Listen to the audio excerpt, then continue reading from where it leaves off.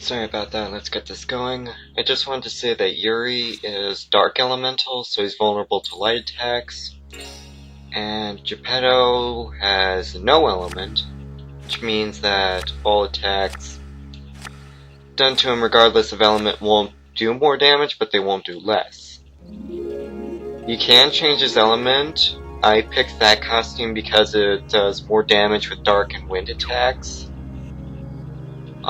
Without changing his element. And he uses his puppet for combat, which is a bit bizarre. And Blanca is wind. So let's get out of here. Yeah, I'm ready.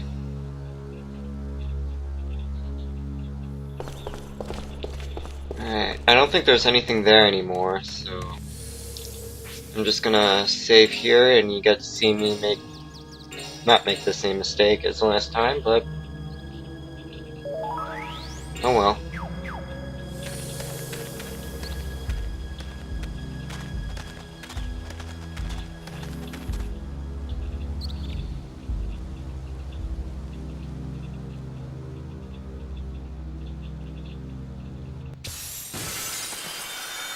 And that battle starts automatically.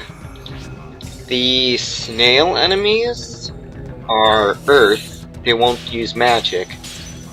And the skeeter or the flying plant thing is light and will use magic. And I get rid of him first because he has most HP, and since Yuri's vulnerable to light attacks. Now, you see Geppetto doesn't have a lot of hits on his ring. That's because he's a mage and serves better to use magic. Whereas Yuri has 3, and he serves as a tank for now.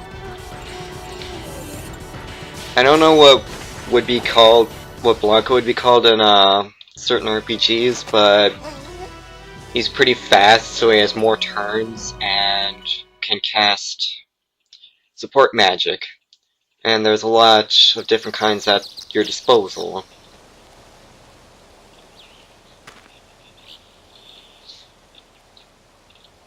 And that's apparently the start of the curse.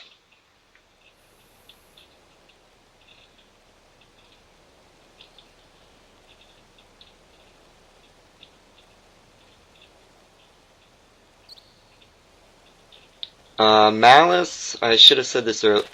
Malice is basically the manifestation of hate, anger, vengeance.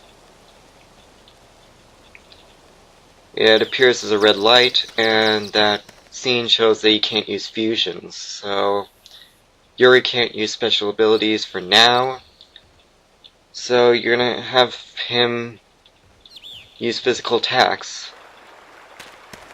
And again, I'm gonna be missing items. I'm just doing so because enemies are a bit more frequent now. Ardenna's Forest, for history buffs, it's basically, oh yeah, I should've... Yeah, I'm gonna equip Geppetto with underpants because that diminishes physical attack damage. As I was saying, Ardenna's Forest, for history buffs, that's a forest that's bordering Germany and France. And in World War II, the French treated that as a natural barrier to German attack, but it didn't work. And there's a new enemy that I didn't encounter earlier called Zosum. It's that flying weird thing that isn't the plants, that one. Its element is fire. It won't use magic, but it will induce invasion down, which means that when it attacks, it lessens your chances of you evading attacks. And I'm saving magic for now because I don't have a lot. And as you can see, the underpants protect him. and they do far less damage now. And I'll show you crest magic.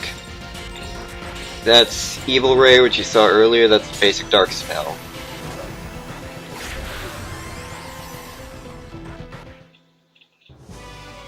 It lays a maximum of 7 hits. It's just that line magic will do as much damage as the enemy has HP. And you get a battery now, which means that you're going to have to use it for something eventually. And I think in that direction there's another crest, but since I have all the crests at the moment, it's kind of useless to me. And what we have here, Pure Leaf, okay. Keep going.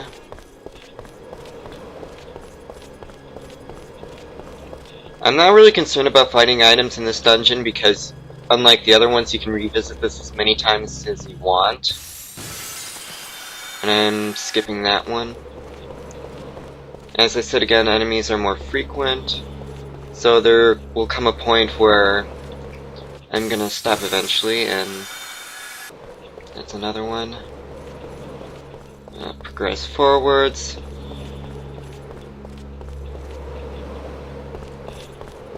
And I think this is where I stop for now.